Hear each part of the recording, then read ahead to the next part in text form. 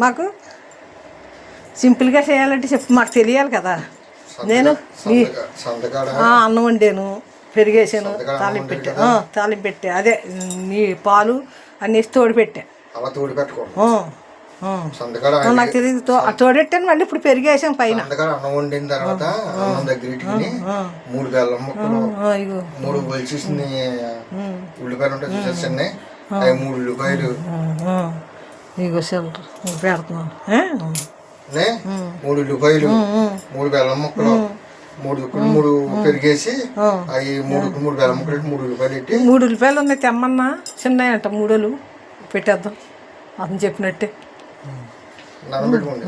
నేను దండం పెట్టుకుని అదే సింపుల్గా నేను ఇలాగే చేస్తాను సంవత్సరం.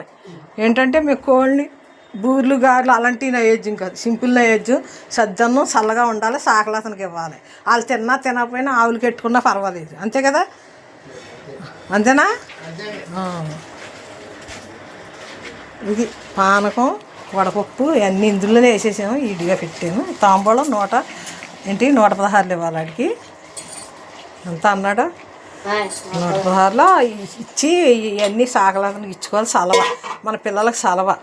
ఇక్కడ భీమవరంలో మా వాళ్ళమ్మ తల్లికి నేను ఇంట్లో దేవుడి కాడ పోసేసి అక్కడే పెట్టి పానకాలు ఈ నైవేద్యం పెట్టకుండా సంవత్సరం మాఘమాసాన్ని.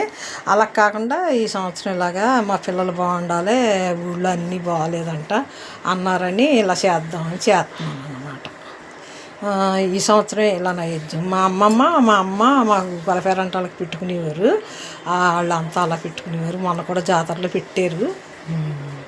ఇప్పుడు నేను ఇంట్లో సంవత్సరం ఇలాగ మా గోగులమ్మ, మా వాళ్ళమ్మ, మా బలపేరంటాలు, మా వాళ్ళు మాకు మారమ్మ అంట, పాలకొడేరు ముంతలో ముసలమ్మ, అందరి పేర్లు చదువుకుని 101 దేవతలు 101 గ్రామ దేవతలు అందరినీ తలుసుకుని ఇలా పెట్టుకుంటున్నాను. ఇది మా సాకలు అతను చెప్పాడు కదా, సింపుల్గా అంటే ఇలాగా. ఇంకా పెద్ద నైవేద్యం అంటే కోండి, బూర్లు, గారెలు, ఇంకేదో ఉంటుంది, అవన్నీ మనం ఎలాగా ఇంకా వయసు అయిపోయింది. ఈ సింపుల్గా ఇలా చేసుకుందాం. చల్లగా చూస్తుంది మా వాళ్ళమ్మ, మా పిల్లల్ని అందరినీ, ఊరందరినీ చల్లగా చూడాలి, అందరి పిల్లలకి చల్లగా ఉండాలి, చల్లగా సద్దన్నం పెట్టుకుంటూ సాకల దీవుళ్ళు, మా వాళ్ళమ్మ దీవుళ్ళు అన్నీ అందరికీ ఉండాలి, మాకు ఉండాలి, మా పిల్లలకు ఉండాలి.